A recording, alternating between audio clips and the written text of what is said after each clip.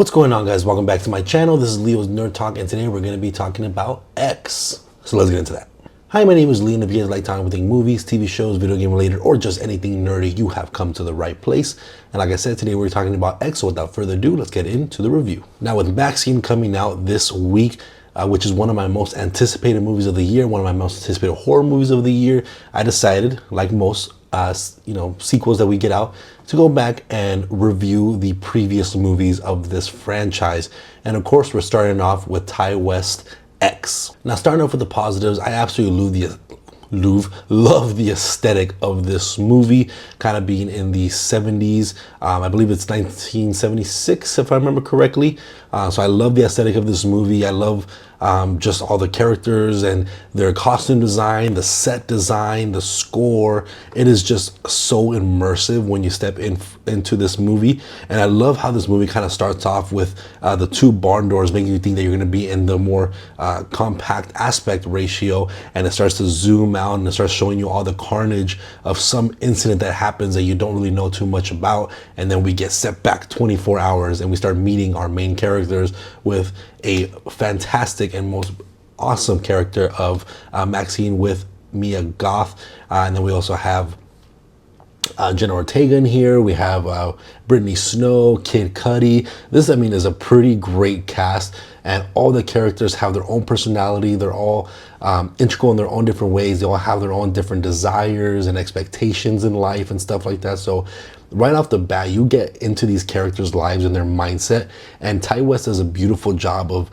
really building intrigue in all of these characters right away, where you care about them and you want to learn a little bit more about them, and they kind of seem mysterious, and there's a lot of intrigue to them, and there's just a lot about them that just kind of oozes that kind of charisma with all these characters that you absolutely love watching. Even someone like Jenna Ortega that is very shy at the beginning, and you can kind of see why she's shy, but also you want to know a little bit more about her because she seems kind of curious, and they kind of poke at that she's always staring, like she wants to say something but she never does. So you wonder where that curiosity kind of comes from as her character grows throughout the movie.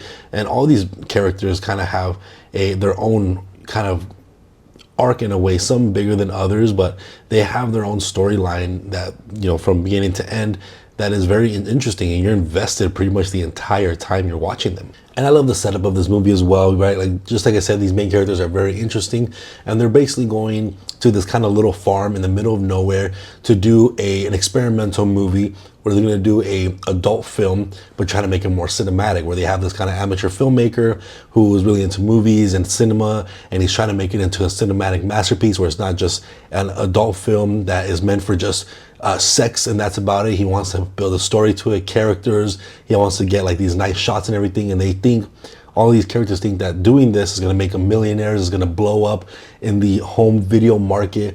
And you know, them going to this farm and sneakily doing all these different scenes with sex, while you have the you have the different characters like Pearl and Howard, which we meet when we get to this barn house, that are very old. They don't know what's going on, and you kind of get a little sense that there's something off about these characters. And as time goes on, you kind of start building to get more intrigue about Howard, more intrigue about Pearl. You know, what's these characters' deals? Why are they kind of sneaking around? Why do they seem a little weird and menacing? And of course, you get to the point where they're just full force, just murdering people. And I absolutely love these two murderers as killers, as, you know, the main antagonists. Like, you would never expect these two elderly people to be the ones that are the main antagonists of this group that we get introduced to. And I love how this movie has so many parallels. Like, throughout the entire film, you're following like Mia Goth, and while she's out doing something with Pearl and stuff like that in the house, and it's a very intense, kind of creepy, very seductive in a way, kind of in a sense scene. And parallel to that, they're filming a sex scene inside the other house, and they're doing the same thing. They're at a table, they're drinking lemonade. So there's a lot of parallels between the two. And even like just the way the shots transition. I love this kind of transitional shot where like you have this intense music and it cuts back and forth between the two scenes. And then it finally cuts to the other one, where instead of being just one hard cut or like a weird transition, it's a very interesting, unique way to transition between scene to scene, and also how to show parallels between each other. And speaking of parallels, with Mia Goth, when I found out that Mia Goth plays Pearl, I was absolutely mind blown. The fact that they put all this makeup on her to make her look as old as Pearl does in this film, I thought it's done beautifully. The makeup artist did an amazing job to make her look old. It looks very realistic. I would have never noticed that without actually looking into it. And then just the parallels between them too. You see like pictures on the wall and stuff and of Pearl when she was younger, and she looks exactly like Maxine, Mia Goth's character.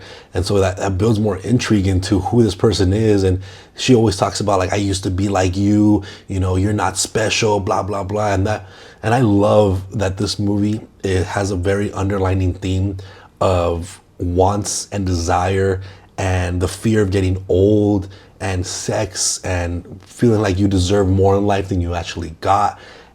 So I just love how that's just like the overall theme throughout the entire movie, as just things are just going awry and getting hectic and people are getting killed and it's just going batshit crazy. I love that there's still that underlining theme that makes you think and sit back and truly enjoy this film. It's shot so beautifully. It's told in such a beautiful way. It's directed amazingly. The dialogue is so simple, but the delivery is amazing, where it feels so natural. So I absolutely love what Ti West was able to do with these characters and this plot, and just the set design, the character design, their emotions, their charisma. It just feels so natural, and it's just one of those horror movies that isn't just there for blood and guts. There's something else there that actually keeps you there, character, a story. And that's what I love about horror movies that do this, is that there's so much more intrigue into just being a horror film. And I think it's a absolute disaster that Mia Goth got 0 nominations for the performance in X, and even more so the performance in Pearl, which we'll get a lot more into once I do that review. But Mia Goth is an amazing actress. I never knew who this person was before X, and I absolutely fell in love with her and her acting and her abilities and just her character as Maxine. I thought her character as Maxine is one of the most badass final girls ever. And I just enjoy this movie. Like there's so much that I can go on, and I can go beat by beat, scene by scene of why I love every single scene. But I can't do that, of course. I don't want to spoil everything. I gave you guys a little too much maybe if you guys have never seen this movie and you guys are preparing for Maxine. But this is one of those horror flicks that you can throw on all time. It's a quick, easy in and out film. I don't remember what the runtime is, but I don't think it's that long either.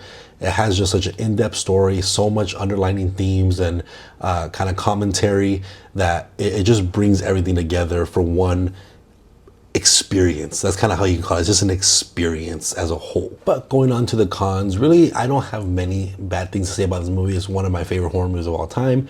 But I guess one thing I can probably say, if anything, is maybe it's a little slow towards the beginning. But even though it's slow towards the beginning and it takes a little while to get to the point, and if you've seen the movie for the first time, you're just wondering what the point of the film is. It's just a little slow at the beginning, but even in those slow moments, every scene captures you so much. So that's really the only thing I can probably say truthfully. I'm sitting here like really trying to figure out what I have not liked about the film, and it's very, very difficult. And I remember watching it again for rewatching it again last night, and we're thinking about at the beginning that it felt a little sluggish at the beginning. So that's probably really the only thing I can say negative about the film. But overall, let me know what you guys think about X. This is one of my favorite horror movies of all time. And if this trilogy with Maxine kicks it out of the park, it is going to be one of the best horror trilogies ever. So let me know you guys' excitement about Maxine and about the entire X franchise in the comment section down below. And remember, if you guys like talking about movies, TV shows, or video game related, make sure to hit that like and subscribe button. And I'll see you guys on the next review. Thank you.